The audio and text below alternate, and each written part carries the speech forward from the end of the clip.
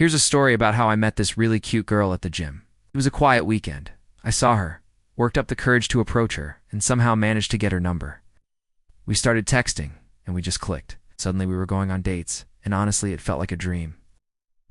Every time I picked her up, I'd look over at her in the passenger seat and just think, how on earth did I end up with a girl like this? I knew from her social media that she was a total social butterfly, always at cool cafes, taking selfies, living her best life. Half the time she picked our date spots because I genuinely had no idea where to go. I didn't mind though. I was just happy to be there with her. But then, a few weeks in, things started to change. Her replies got slower. Getting her out for a date became harder. Every time my phone buzzed with a message from her, I'd get this huge rush of excitement like my entire day depended on it. Then, eventually, she stopped wanting to meet up at all. And to be honest, this wasn't the first time this had happened to me. It was a pattern. It's different girls. Same ending. So for once, I stopped blaming bad luck or bad chemistry and took a hard look at myself. The truth was tough to swallow. I had no life of my own.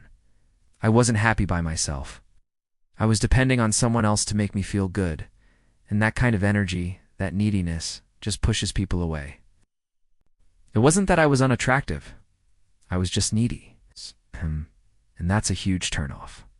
The turning point came when I was on a work flight, flipping through an in-flight magazine. I saw an article titled, Top 10 Cafes in the City, and something just clicked. I thought, you know what? I'm going to start building a life that I actually enjoy. I gave myself 2 missions. First, go to every cafe on that list, 1 each weekend. Second, pick up a hobby I actually loved. I was really into EDM at the time, so I decided to learn how to produce music. Week by week, I started exploring new cafes. I sat in cafes making music. I was living for myself again. I wasn't doing it to impress anyone, but you know what? It ended up preparing me for future dates. Now, I had cool places to take someone, interesting things to talk about, and a life that didn't revolve around getting someone else's approval. So here's the biggest lesson I learned. If you want to attract someone, start by building a life that you're genuinely proud of. You have to create your own happiness.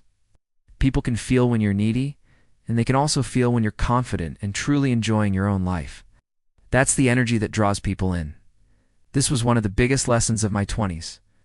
I'll be sharing a lot more personal stories and things I've learned along the way. So if you're into that, make sure to follow along for more.